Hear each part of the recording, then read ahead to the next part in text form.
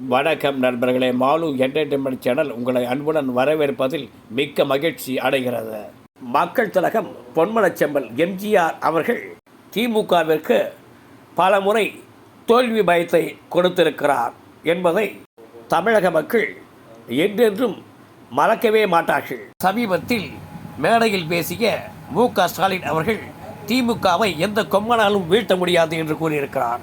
பதவியில் இருக்கும்போது பணிவு இருக்க வேண்டும், தலைகணம் இருக்கக்கூடாது. எம்ஜிஆர் என்ற கொம்பன் திமுகவை வீழ்த்தினாரே, அதை மறந்து விட்டீர்களா? 1972ஆம் ஆண்டு அதிமுக என்கின்ற மாபெரும் இயக்கத்தை தொடங்கிய பொன்மனச்செம்மல் எம்ஜிஆர் அவர்கள் புதிய கட்சி தொடங்கப்பட்டு 6 மாதங்கள் கூட ஆகவில்லை. இருந்தும் திண்டுக்கல் நாடாளுமன்ற இடைத்தேர்தலை சந்தித்த அதிமுக மாயத்தேவர் என்பவரை வேட்பாளராக நிறுத்தியது. திமுக சார்பில் பொன் முத்துராமலிங்கம் என்பவரும், காமராஜரின் ஸ்தாபன காங்கிரஸ் சார்பில் சித்தன் என்பவரும் களத்தில் இறக்கப்பட்டிருந்தனர். இருந்தும் அதிமுக சார்பில் நாடாளுமன்ற வேட்பாளராக போட்டியிட்ட மாயத்தேவர் என்பவர் 2,60,824 வாக்குகள் பெற்று அதிமுகவின் முதல் நாடாளுமன்ற உறுப்பினர் என்ற அந்தஸ்தை பெற்றார். இது அன்றைய திமுக அரசுக்கு கிடைத்த முதல் வீழ்ச்சி இல்லையா? இதை மறந்துவிட்டு திமுகவை யாரும் வீழ்த்த முடியாது என்று பேசி வருகிறார் முதலமைச்சர் ஸ்டாலின். இதேபோன்று 1974ஆம் ஆண்டு கோவை மேற்கு தொகுதியில் நடைபெற்ற சட்டமன்ற இடைத்தேர்தலில் அரங்கநாயகம் என்பவர் அதிமுக சார்பில் வேட்பாளராக போட்டியிட்டு அதிக வாக்குகள் பெற்று வெற்றி பெற்று சட்டமன்றத்திற்கு முதல் முறையாக அனுப்பி வைக்கப்பட்டார். இது அன்றைய திமுக அரசுக்கு கிடைத்த 2வது வீழ்ச்சி இல்லையா? 73ஆம் ஆண்டு காலகட்டங்களில் மக்கள் திலகம் எம்ஜிஆர் அவர்கள் எம்ஜிஆர் பிக்சர்ஸ் சார்பில் உலகம் சுற்றும் வாலிபன் என்கின்ற ஒரு படத்தை தயாரித்து வெளியிட திட்டமிட்டிருந்தார். இந்த திரைப்படத்தை வெளியிடாமல் இருக்க என்னென்ன செய்ய முடியுமோ அத்தனை காரியங்களையும் செய்தது அன்றைய திமுக அரசு. அனைத்து சதிகளையும் முறித்தெறிந்து உலகம் சுற்றும் வாலிபன் என்கின்ற வெற்றி சித்திரத்தை நமக்கு தந்தார் பொன்மனச்செம்மல் மக்கள் திலகம் எம்ஜிஆர் அவர்கள். இது திமுக அரசுக்கு கிடைத்த 3வது வீழ்ச்சி இல்லையா? இப்படி திமுக அரசுக்கு எதிராக தொடர் தோல்வி பயத்தை கொடுத்து வந்த நமது மக்கள் திலகம் பொன்மனச்செம்மல் எம்ஜிஆர் அவர்கள் 1977ஆம் ஆண்டு நடைபெற்ற சட்டமன்ற பொது தேர்தலை சந்தித்தார்.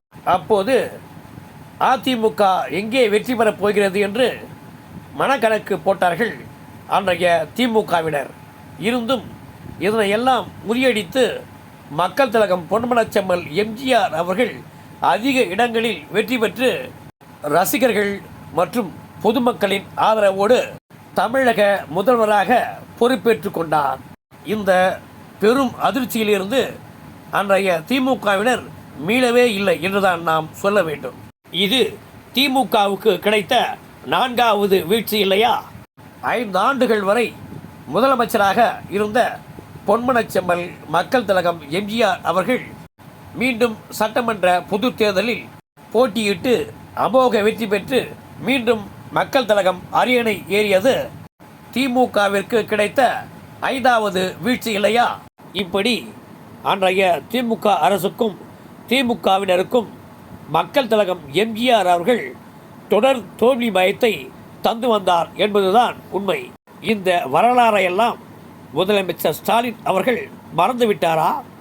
மக்கள் திலகம் எம்ஜிஆர் அவர்கள் உயிருடன் இருக்கும் வரை அவர்தான் தமிழக முதலமைச்சர் என்கின்ற நிலையை எந்த கட்சியாலும் மாற்ற முடியாமல் இருந்தது. அது திமுகவிற்கு கிடைத்த தொடர் வீழ்ச்சி இல்லையா? இந்த வரலாற்று உண்மைகளை எல்லாம் மறந்துவிட்ட முதலமைச்சர் ஸ்டாலின் அவர்கள் திமுகவை யாரும் வீழ்த்த முடியாது என்று கூறுவது நகைச்சுவையாக இருக்கிறது என்றுதான் நமக்கு தோன்றுகிறது. ஒரு காலத்தில் அதிமுக திமுகவிற்கு தொடர்ந்து அளித்து வந்த தோல்விகளால் கலைஞர் கருணாநிதி அவர்கள் மிகவும் துவண்டு போயிருந்தார் என்பதை எவராலும் மறக்கவே முடியாது என்றுதான் நாம் சொல்ல வேண்டும். அண்ணா திராவிட முன்னேற்ற கழகம் என்கின்ற ஒரு இயக்கத்தை மக்கள் திலகம் தொடங்கிய போது அந்நாளைய திமுக தலைவரும் முதலமைச்சருமான கருணாநிதி அவர்கள் இந்த கட்சி தேராது 100 நாள் கட்சி என்று நையாண்டி செய்தார். இந்த அதிமுக தான் நமக்கு தொடர் தோல்விகளை தரும் என்று அப்போது கலைஞர் கருணாநிதி அவர்கள் நினைத்து பார்த்திருக்க மாட்டார். ஆனால் அவர் நினைத்தது ஒன்று, நடந்தது வேறு. கட்சி தொடங்கிய 2 ஆண்டுகளிலேயே நாடாளுமன்ற தேர்தலிலும் சட்டமன்ற தேர்தலிலும் வெற்றி பெற்றது சாதாரண வெற்றியா? வளர்ந்த ஒரு கட்சிக்கு எதிராக வளர்ந்து வரும் ஒரு கட்சி பெற்ற அசூர வெற்றியை அந்நாளைய அரசியல் விமர்சகர்கள் உற்று நோக்கி வந்தார்கள் என்பதுதான் உண்மை. இதன் இடையே மக்கள் திலகம் பொன்மனச்செம்மல் எம்ஜிஆர் அவர்கள் எதனால் அதிமுக என்கின்ற மாபெரும் இயக்கத்தை தொடங்கினார் என்பது குறித்து கவியரசு கண்ணதாசன் அவர்கள் ஒரு கட்டுரையில் தனது விமர்சனத்தை பதிவு செய்திருந்தார். எம்ஜிஆர் அவர்களிடம் எனக்கு மிகுந்த நெருக்கம் இருந்து வந்தது. இதனால் பல விஷயங்களை நானும் அவரும் பகிர்ந்து கொள்வோம். எம்ஜிஆர் அவர்களுக்கு ஒரு கட்சியை தொடங்க வேண்டும், அந்த கட்சிக்கு தான் தலைவராக வேண்டும் என்கின்ற எண்ணம் ஒருபோதும் இருந்ததில்லை என்று கூறிய கவியரசு கண்ணதாசன் அவர்கள் முழு நேர நடிகராக இருந்துவிட்டு கட்சி பணி ஆற்ற வேண்டும் என்றுதான் அவர் நினைத்து கொண்டிருந்தார். ஆனால் அன்றைய திமுக அரசும் கலைஞர் கருணாநிதி அவர்களும் கொடுத்து வந்த நெருக்கடி தான் எம்ஜிஆர் அவர்களை ஒரு கட்சிக்கு தலைமை ஏற்க வைத்து உத்வேகமாக செயலாற்ற வழிவகுத்தது என்று தெரிவித்தார் கவியரசு கண்ணதாசன் அவர்கள். மேலும் மக்கள் திலகம் எம்ஜிஆர் அவர்கள் திமுகவிலிருந்து வெளியேறி தனி கட்சி தொடங்கிய போது அன்றைய திமுக அரசு எம்ஜிஆரது ரசிகர்களுக்கு மிகுந்த நெருக்கடி கொடுத்து வந்தது. இதனால் ரசிகர்களெல்லாம் ஒன்று திரண்டு ராமாவரம் தோட்டத்திற்கு நேரில் சென்று கட்சியின் தலைமை பொறுப்பை நீங்கள் ஏற்றே ஆக வேண்டும் என்று ரசிகர்கள் வலியுறுத்தினார்கள். இதனை அடுத்து ரசிகர்களின் பாதுகாப்பு மற்றும் நலனை கருத்தில் கொண்டு அனைத்திந்திய அண்ணா திராவிட முன்னேற்ற கழகம் என்கின்ற கட்சிக்கு தலைமை பொறுப்பை ஏற்றார் நமது தானை தலைவர் பொன்மனச்செம்மல் எம்ஜிஆர் அவர்கள். இப்படி வளர்ச்சி அடைந்த அண்ணா திராவிட முன்னேற்ற கழகம் இந்திய அளவில் தவிர்க்க முடியாத ஒரு மாபெரும் இயக்கமாக திகழ்ந்து வருகிறது என்றால் மக்கள் திலகம் எம்ஜிஆரது தன்னம்பிக்கை, உழைப்பு, ரசிகர்களின் அமோக ஆதரவு போன்றவற்றால் கிடைத்த வெற்றி என்று கூட நாம் கூறலாம். மக்கள் திலகம் பொன்மனச்செம்மல் எம்ஜிஆர் அவர்களை கட்சியில் இருந்து நீக்கியது கலைஞர் கருணாநிதி அவர்கள் செய்த முதல் தவறு. மேலும் உலகம் சுற்றும் வாலிபன் திரைப்படம் வெளியிட முடியாமல் முட்டுக்கட்டி போட்டது அவர் செய்த 2வது தவறு.